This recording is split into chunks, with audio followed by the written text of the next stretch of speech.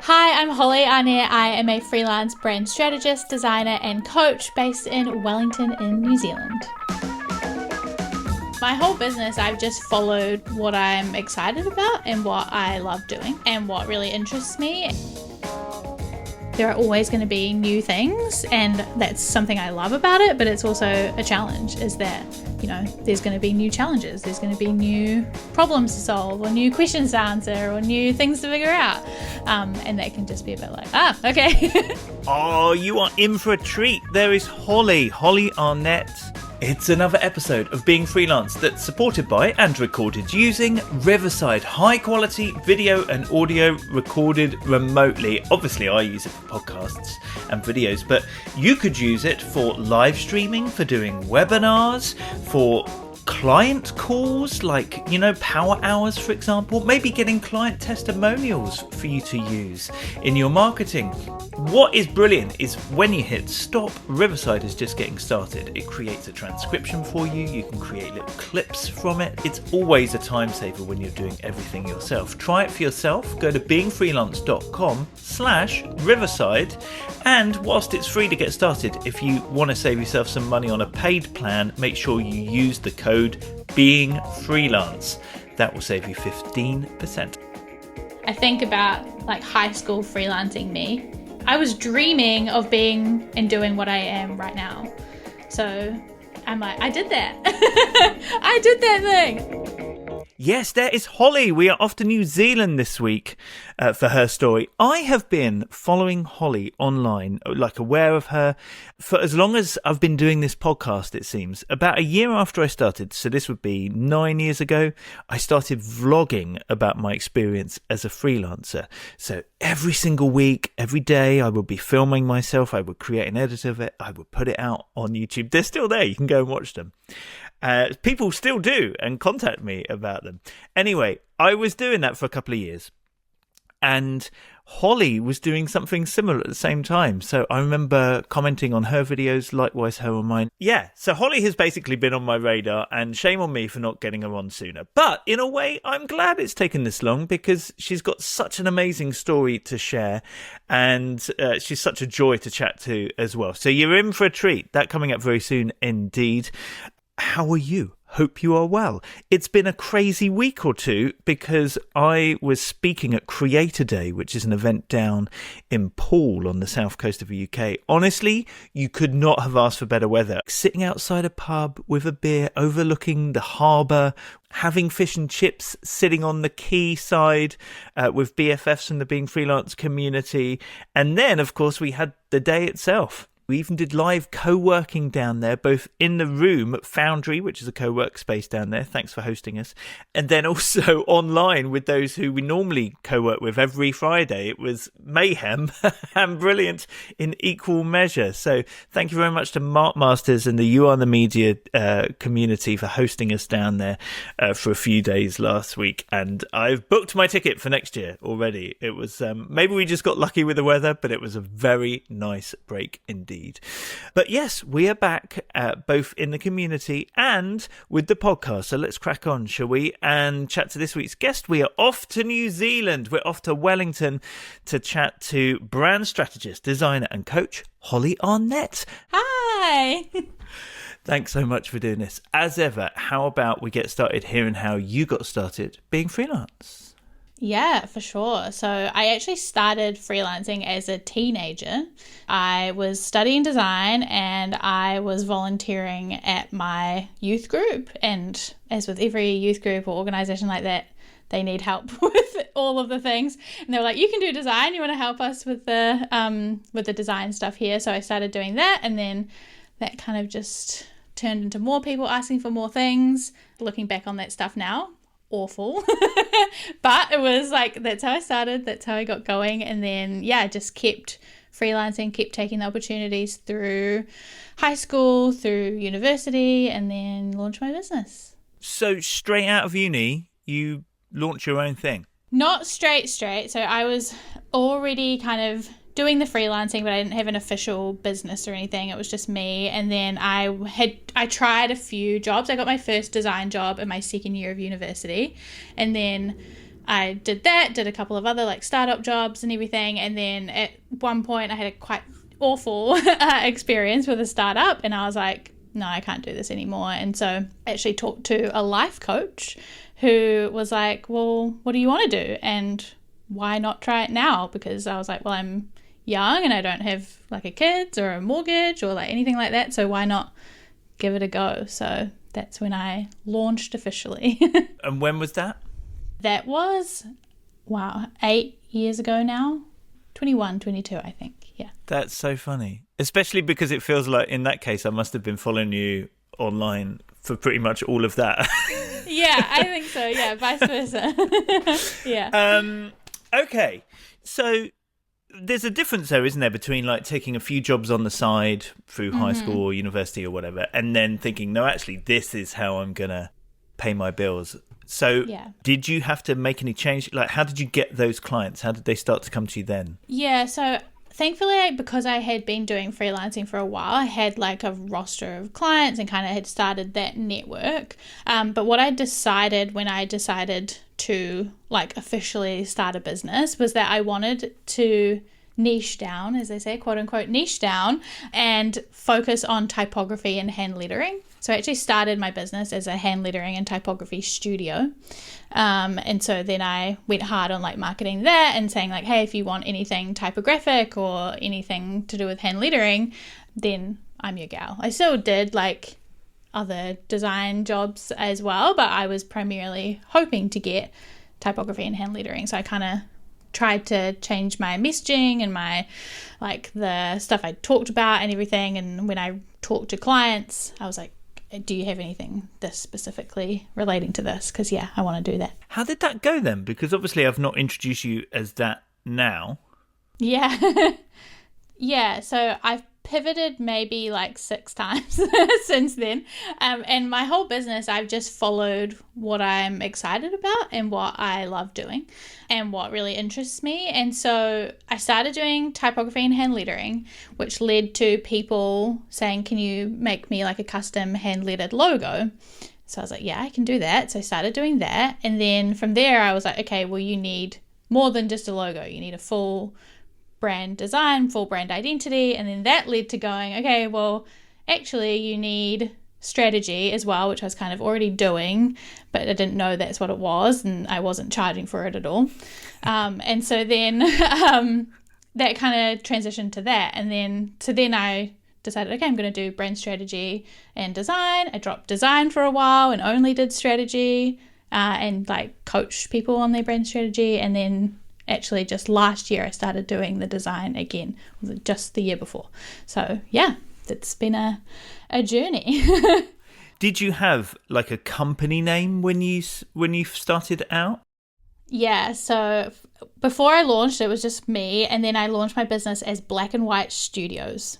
Now, the most terrible name of all time. It was really bad. Like, it served its purpose, and like my hand lettering work was mostly black and white. Like, I basically only did black and white lettering, but it became a problem because I was just coming up in results for like black and white photography. People were saying they worked at my company because there were so many other companies called Black and White something, like on LinkedIn. And it just, when I stopped doing hand lettering or focusing on hand lettering, it just didn't really make sense anymore. So I think it was, I want to say maybe 3 or 4 years ago, that's when I changed to Maker and Moxie, which is what my kind of brand coaching business is called now.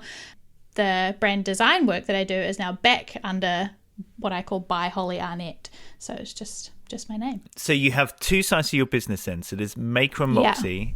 Yeah. So just so what does that cover? That's the strategy? It's the like coaching.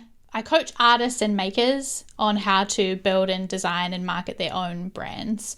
And then by Hollie Arnett, that's where I do the brand strategy and design work for people. One-on-one. And what made you bring the design back in, like the by Hollie, which I love, by Hollie Arnett, especially because that means that could be anything by Hollie Arnett as the years go by, and you don't need to pivot out of another name. Yeah, what made you bring that back?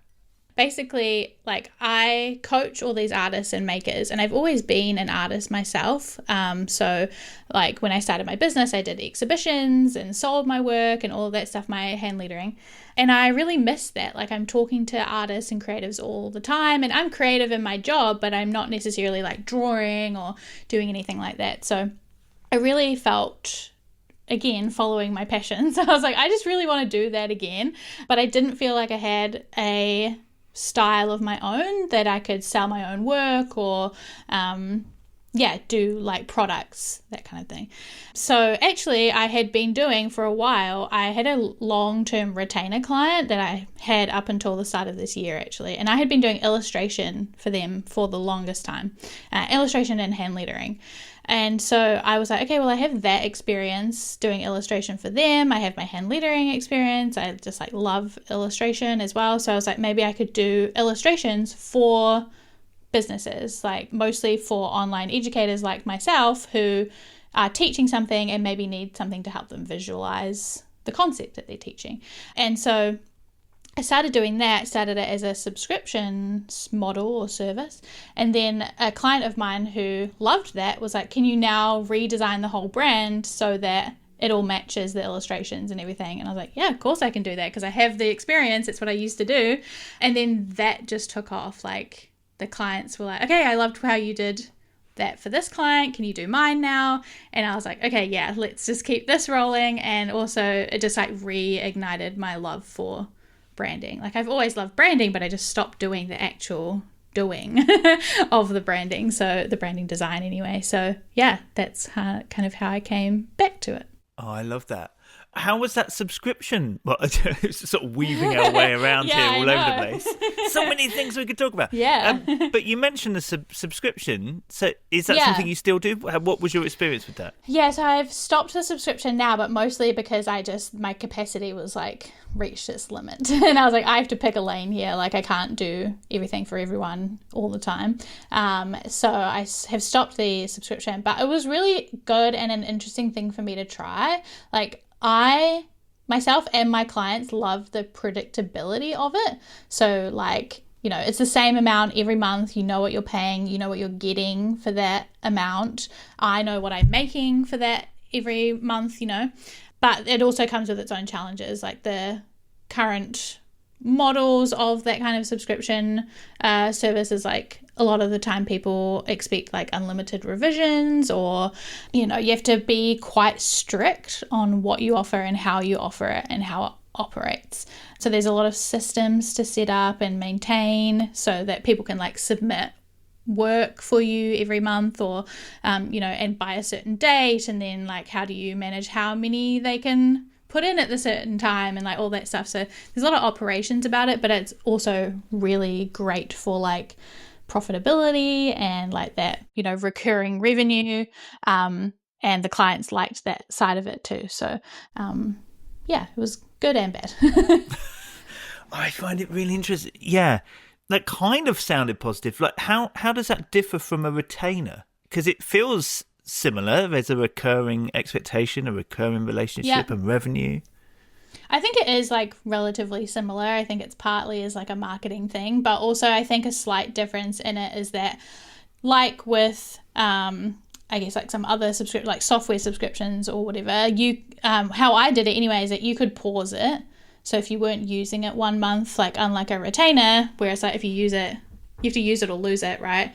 With the subscription, it was like, okay, if you don't have anything or you're away for a month or something, you can pause that and then restart it when you come back. So neither of us are wasting our time. You're not like wasting money. So that was kind of a difference, I think, but I think they're relatively similar. Would people be able to just sign up via your website, like without going through you, I guess, for approval, or, you know, like what was the sign up process like? I didn't do that. Some people do have that option of like you can just sign up and get started, but that I don't love that for like multiple reasons. One, it's like, yeah, you don't know who you're going to get. Like anyone could just sign up and they might not be someone I want to work with or someone I want to partner with or work I want to do.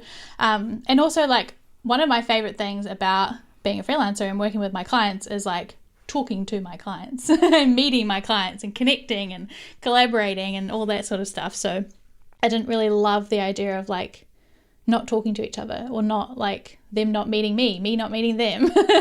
So I had just like an inquiry form, and then we usually jumped on a call, talked about it, and I was like, cool, if you're ready to go, here's like the Stripe subscription, sign up. So there wasn't like any proposal or anything like that. It was just like a set package. So this amount for this many illustrations a month. This is what you get. Sign up. So nice. Yeah. How do you go about marketing your Maker and Moxie brand? Like how are you bringing in the creatives, the artists who you're helping with that? Yeah, I think there's a bunch of things. I think one is obviously like organic social media. So I create a lot of content. And also outside of social media, I have a podcast too. I have a newsletter. I have, social media content that I'm putting out there. I also try and collaborate with people. So doing things like this, being a guest in like someone's community, or doing newsletter swaps, like those kinds of things to connect with people and their audiences who are people who I would want as a client or a customer. And then also like just engaging in the creative community. So I, like, as I said, I'm an artist. I love like supporting artists is like one of my favorite things to do. So I'm always like going to markets or hosting events here in my city for artists, or like talking about being an artist, and just engaging in that community, so people know like, oh, Hollie is specifically here to help me as an artist, as a maker. And so those are probably the three main ways that I do that. Hosting events, is that events that you put on, or hosting them for other people? Yeah, hosting events that I put on. So I did one at the end of last year, and I want to like build that, and I've done that previously as well, but like now I want to do it more ongoing, to create like specific events so that creatives, especially like artists and makers, can come together. Because I used to host something for someone else, like someone else's company, that was all like design events, and I loved that, and that was great, but the people that I work with now are not designers, they're artists and makers, and there's not really that many events specifically for them. And especially where I live in Wellington, it's like full of artists and makers and creatives in that way. So I was like, we got to have space for these people. So I've done like panel events. I launched my membership at the last one I did. The next one's going to be like a workshop, like a hands-on workshop. So just trying to bring the people together, provide stuff that will help them with their businesses. So you've mentioned a membership. Sorry, I keep dropping all these things and you're like, oh my God. Yeah, I'm trying to catch them all there. So there's a membership, because you do one-on-one, I'm assuming you do one-on-one support for these artists through Maker and Moxie. But there's a membership, a course, is there? Yeah, the course is inside the membership. And the membership is my main thing right now. I do offer one-on-one, but it's not as, I don't promote that as much as I do the membership. Like the membership is my main thing right now. I think towards the end of this year, hopefully I'm going to launch like a graduation offer from the membership, like once you've got everything you wanted from the membership and you've gone through all the courses and all of that stuff, here's how you could go to the next step or the next level or more support from me. But the membership is the main thing. And then we have the by Hollie Arnett. How do you market that? I'm just wondering how.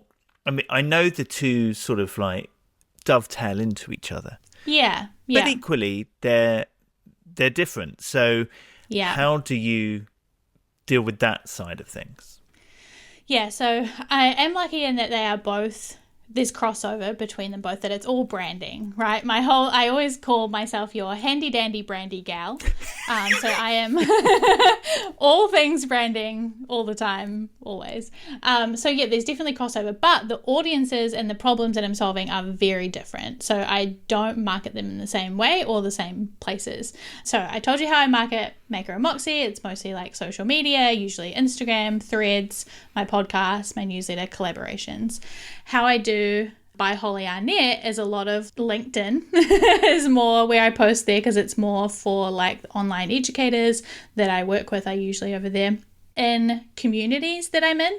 That first client that I got like a couple of years ago that restarted the whole thing hosts a quite large community for online creators. So that has helped massively because there's like multiple people now in that community who I've done their branding, and so someone sees it, then they want it, just kind of like there's the referral side of things. Yeah, just the word of mouth. So those are probably the main ways that I do that, is a lot of like showing my work, getting testimonials, and posting mostly on LinkedIn in the community. And yeah, just talking and doing the kind of networking referral side of things. What do you think works well if you're putting yourself into a community to make the most of the opportunity of being in there? I think like the main thing is to not assume or expect that you're going to get work from it. Like I never went into that community to be like, hey, I'm a designer, let me design your brand or anything, or let me do illustrations. I went in because I was like, these are my people and I want to learn from them, and I want to hopefully be able to share what I know with them also. And so I think the more you can go in with that kind of attitude of like, how can I help and how can I just generally be a part of this community, then that helps to like get people in your corner and want to work with you. And so like I offered to do a workshop in the community because people were doing workshops and the person running it was going on parental leave, and so they were asking for people to do workshops. I was like, well, I can do one on branding, share what I know, and then that helps. I can answer questions if people have branding questions. I just try and be helpful and try to show like, yeah, this is what I can do. Hopefully this will help you, but I'm not expecting anything in return. If that happens, amazing. Would love to help you. Now, you mentioned a life coach right at the beginning of all of this. Have you had any other sort of coaching along the way? Yeah, absolutely. I feel like I go through phases of like learning and being input into, and then some phases where I'm like, okay, now I just need to go and implement. So I usually am either doing like all the coaching or no coaching. There's kind of usually no in between. But yeah, I've had a lot of coaches that have helped me so much, and usually not around like design or being a designer. It's usually around confidence or selling or marketing or finances or being the best version of myself that I can be. That's have helped me the most. And like things like boundaries, like the latest person that I had as a coach helped me a lot with boundaries. So yeah, definitely. How do you find those coaches? Like, what makes a good coach, because there's so many out there? Yeah. How do you know who to go for? The thing that has, I guess, helped me the most is like engaging and following with them on social media. Obviously you have to be a little bit discerning with that because social media is a shiny, nice, beautiful place where people tell you all the best things about them. But like my latest coach, I just followed her for so long, and I had actually met her in person, and so I just knew that like she was talking about things and doing things and living her life in a way that I was like, that's what I need. Like I want to be in a similar place that she is in. And so that helped me to be like, okay, I think she's the right person, because I'm not trying to join up with someone who's doing something completely different or something I don't want. I'm like, no, she's doing all the things that I want in my life. So yeah, I'm going to check out her work. But then you say, there's the coaching and then there's the doing, actually bringing that to life. How do you stay sort of focused on that or like accountable to yourself in that respect? I think there's a level of like just being self-driven and self-motivated, and I think that's a quality that I have always had, and that's always been a good benefit as a freelancer and as someone running your own business. So what I usually do is just like set goals for myself and then verbalize those goals to other people.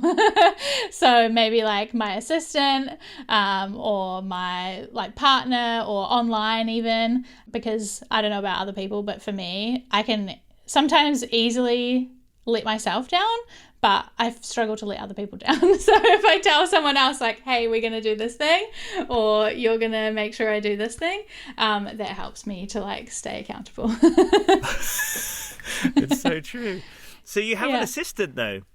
Yeah, how long have you? So I've had an assistant on and off for a few years now. So started with just a virtual assistant, and then now I have an OBM, an online business manager / VA, and she has other VAs on her team. And she helps me with a lot of things, mainly things like managing my inbox. She helps me onboard clients.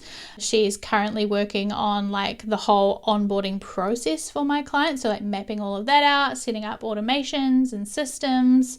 I just launched a challenge in my community, and she helps with all of that, so like the logistics of those sorts of things, all the admin, any kind of back-end admin that I need doing, like a spreadsheet filling out or setting up, or like all of that sort of stuff. She helps with that. So many things. I don't know what I would do without her help.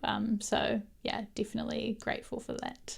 That's brilliant. But how do you know, like when you get to that point and then there's okay, so I've got to bring in enough money to invest here.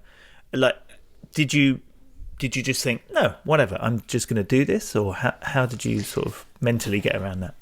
Yeah, no, it's definitely as a process. And I'm like currently in that process with like, I think I need design help. So like assistance with implementing my client work. So like someone to come help me with finishing the projects off and stuff like that.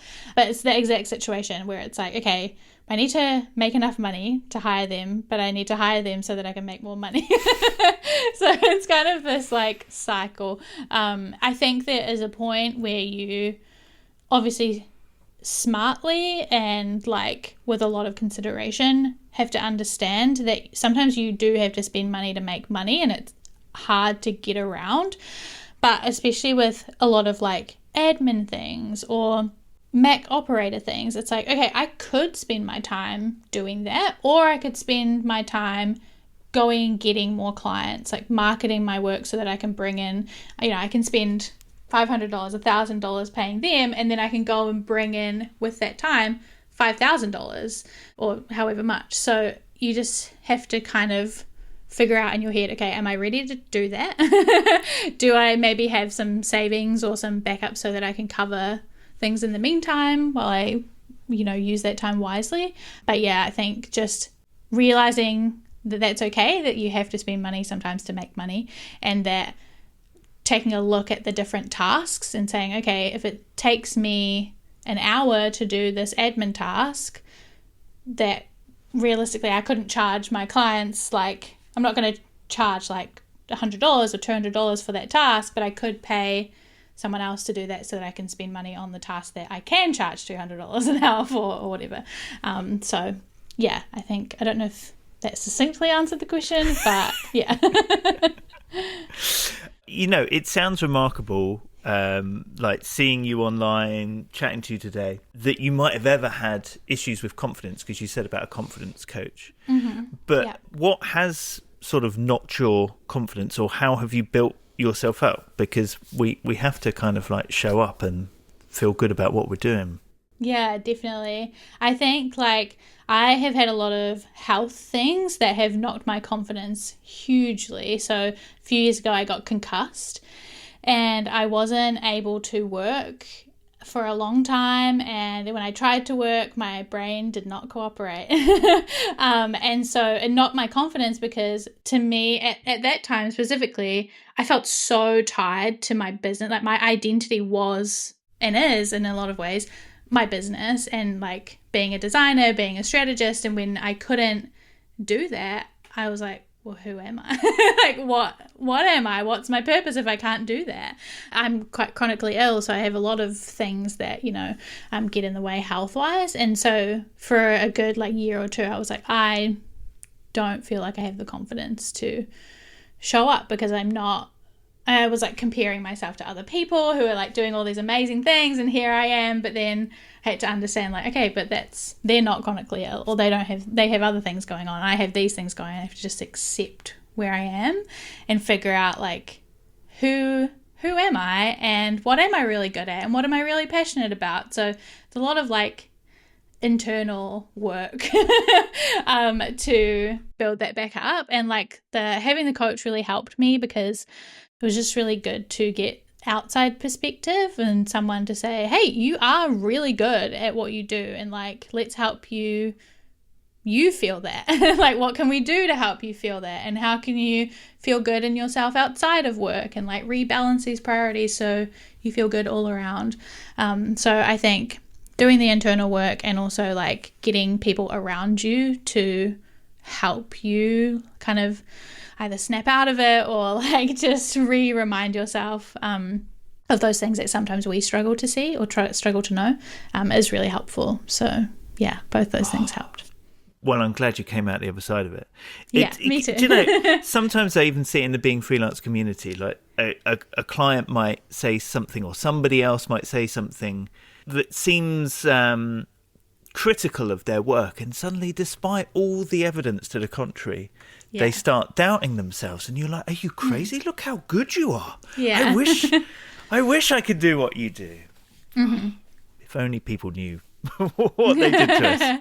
Yeah. I also sometimes just have to remind myself, like, I think about like high school freelancing me and like what I wanted for my life. You know, I was dreaming of being and doing what I am right now. So I'm like, I did that. I did that thing. Let me celebrate myself, you know? Too right. Little Hollie would be really proud. Back with Hollie's story in a moment. Clearly, Hollie has had a great experience of communities, both being in them and running her own. And one of the best things I ever did was launch the Being Freelance community back in 2019, I think it was.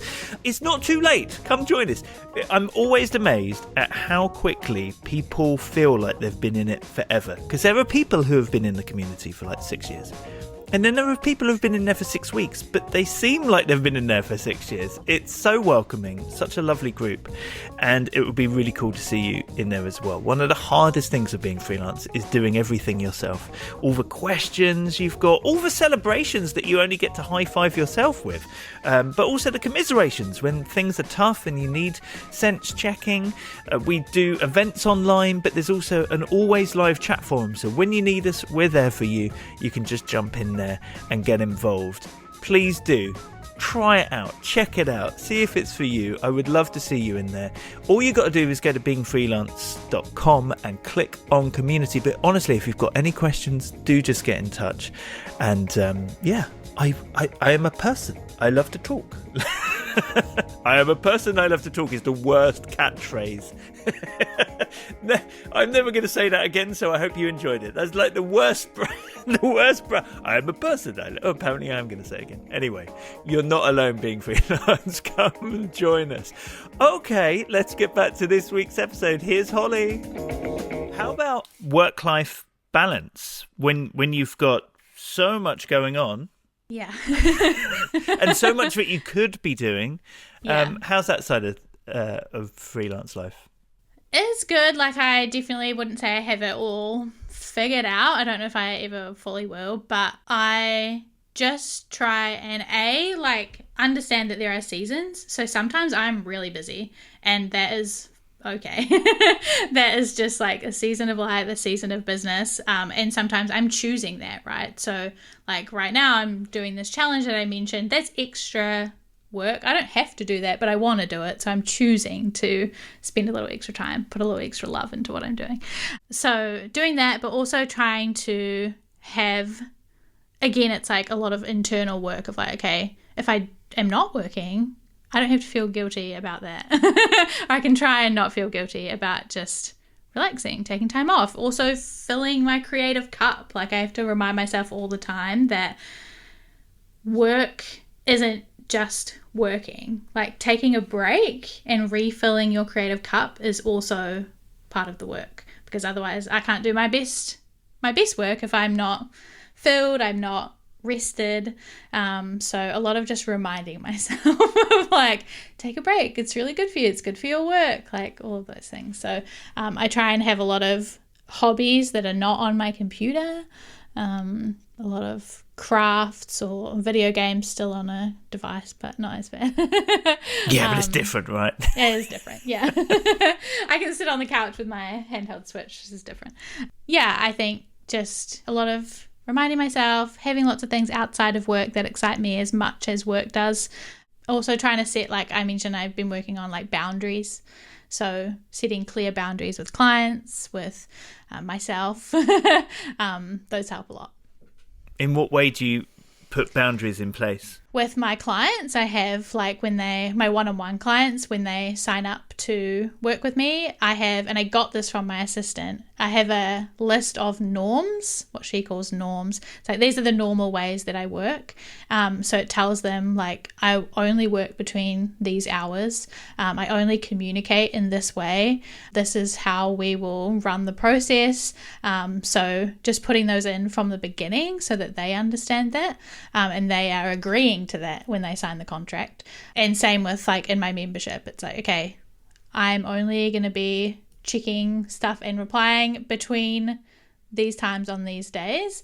I might jump in outside, but that's not expected of me. I'll be there and I'll answer your questions and I'll give you the feedback, but I'm not going to be in there like 24/7. Yeah, just kind of setting the expectations before people sign up to things. Nice. And do you work from home? Yeah, I do. Yeah. So I work from home 90% of the time. Me and my friends try to co-work together on a Thursday, usually on a Thursday, just to like get out of the house, talk to some other humans, talk about business and freelancing and stuff, so we're not super alone. And then I also try to go out and work in cafes or libraries when I can as well, just to get out of the bubble, change up what I'm working on and how I'm working. Sometimes if I feel stuck or I need to go focus on a specific thing, changing environment really helps. So often I'll go to a cafe or to the library or something like that. So yeah, predominantly work from home, but I try and change it up as much as I can and get out into the wide world.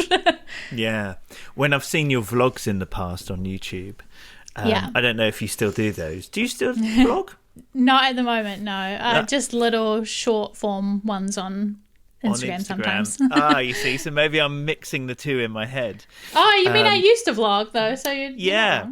I mean, you should be sponsored by the Wellington Tourist Board for a start. Yeah. It makes you want to go there. But I seem to remember a point where you did you have a studio? Like you didn't just always work from home, right?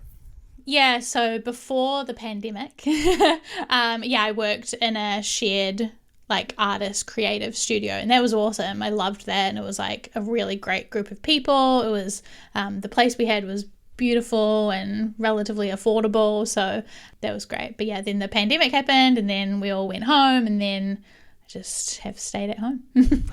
Did you find that working in that studio environment helped your business? Helped you? Absolutely, yeah. And I've met my best friend there, multiple best friends now. I've met there, and they are like all creatives, and we all help each other, and so that helps my business. So yeah, it helped in so many ways. Yeah, absolutely. I think anything that I can do, anything anybody can do that connects you with other people and like brings you together, grows your network, helps to support you, and you can support each other. It just is, so valuable. So you used to vlog. Yes. As did I. And so I remember watching yours and vice versa perhaps years ago. But I don't anymore. Perhaps you don't anymore. Like, there's so many ways that we can market ourselves, create content. That how do you know when to start something, stop something? Like, keep it going regardless? Yeah, I think, like, for me, as I've explained, like, everything in my business is very driven by what I love to do and what I'm enjoying and what I'm feeling passionate about.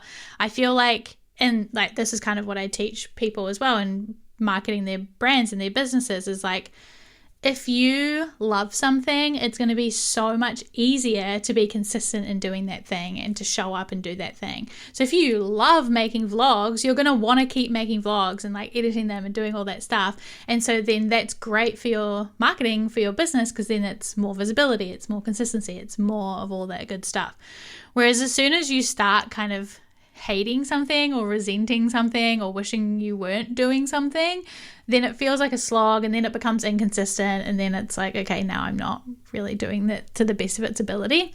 So anytime I've kind of gotten to that point of like, okay, this is not fun for me anymore, I'm not enjoying it, and I'm also maybe not getting a return in any way from it other than just doing it, that's when I'm like, okay, it's time to change it up. Like, I'd rather stop and start something new that I love to do, or give myself that time back to relax, than kind of slog through something just because I said I would, I wanted to do it, you know? So yeah, I'm very much like, if you love it, keep doing it. If you don't love it, then maybe don't do it. So you must be loving your podcast then, because you've kept that going for quite some time now. Yeah, my podcast is one of my favorite things in my business, especially like these style of episodes, interviews are my favorite of all time. Like, I just love talking to people about what they do and what they're passionate about and all of that. So it makes me really happy. And also, like, the results of the podcast make me really happy. So when I hear from someone that it's really helped them, or they learned something, or they enjoy the podcast, like, that keeps me going, because I'm like, okay, that is what I love, is that it's helping, it's making a difference. So yeah. What have you found most challenging about being freelance? I think just the unpredictability of it sometimes, not necessarily financially, like, yes, that, and we talk about that all the time as freelancers, but just like, there are so many things that come up in your business that you're like, oh my god, okay, I have to think about that, or I have to figure that out, or now I have to learn this thing, or, you know, I have to battle this mental challenge. I'm like, okay, how do I keep my business going after I've just had a concussion? You know, like, these things. Just the resilience and the adaptability, which I think are always the two skills I think I always say that you need to have as a freelancer. That is the most challenging thing, I think, is just that there are always going to be new things, and that's something I love about it, but it's also a challenge, is that, you know, there's going to be new challenges, there's going to be new problems to solve, or new questions to answer, or new things to figure out, and that can just be a bit like, okay. But also the best part of it too. And you mentioned getting testimonials way back. I know I was quite way well behaved and not jumping on it straight away. Do you have like a process for getting testimonials for your business? Yeah, I do. So as soon as I have delivered files for a client, I send them a message which links them to my feedback form. So first they fill in the feedback form, which is like, how did you find the experience? What was your favorite part? What was your least favorite part? What could have been better? All of those things.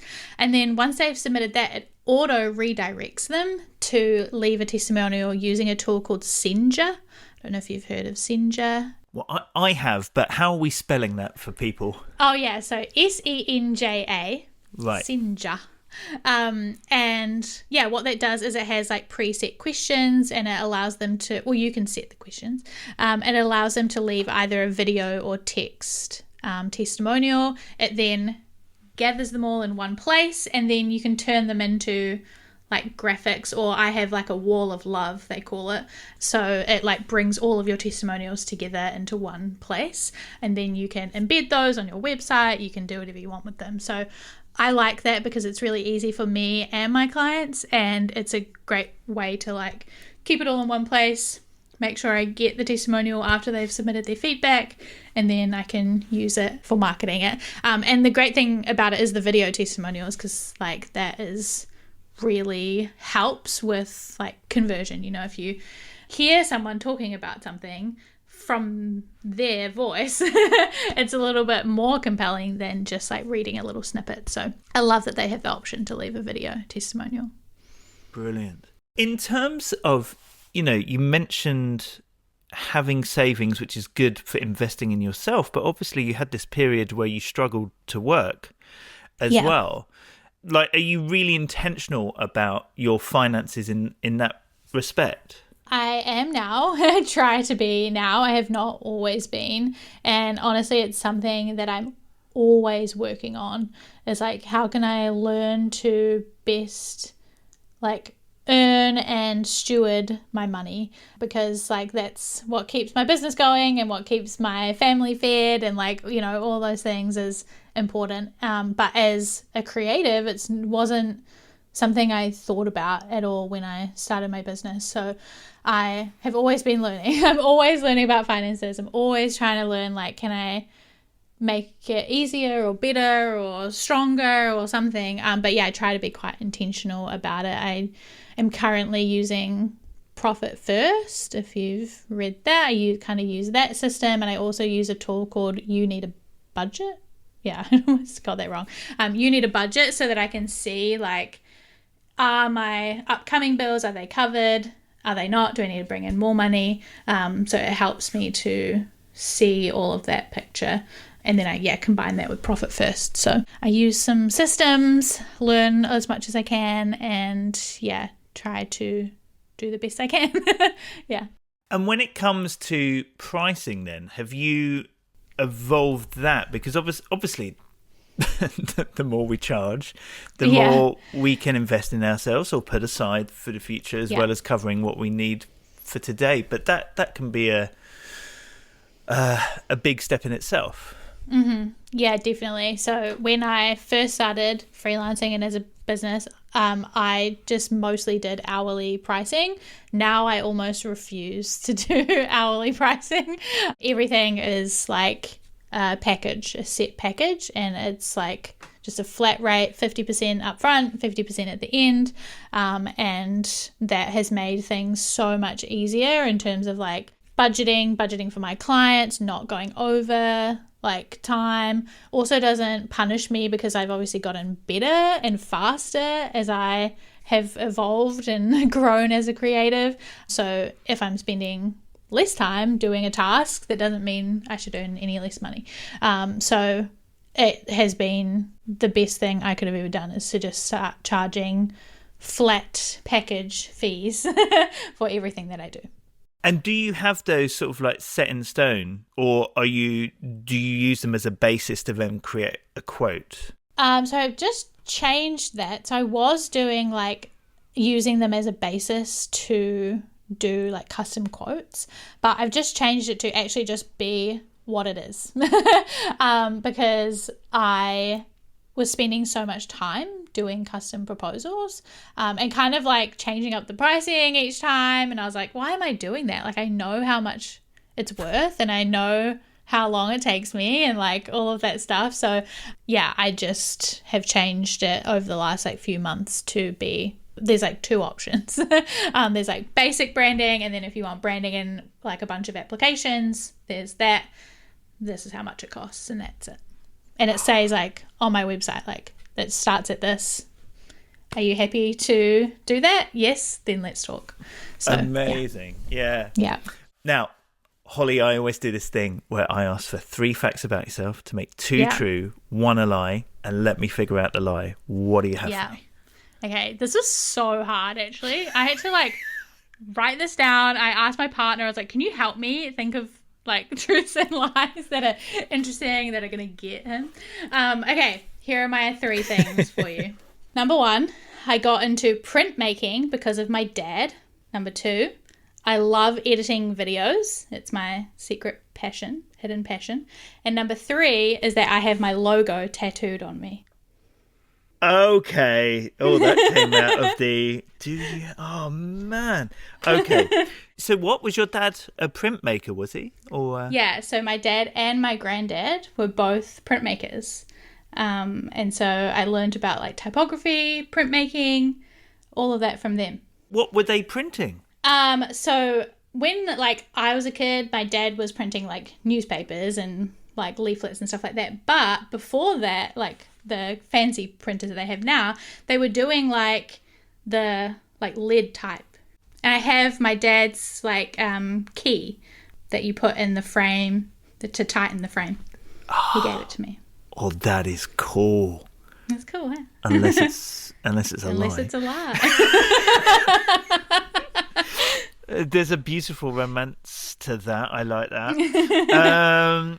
you love editing videos. I mean, I've mentioned the fact that you're very good at making videos. Yeah, I did have a YouTube channel for a long time. Had made vlogs, did all of that myself most of the time. What did you love about making videos?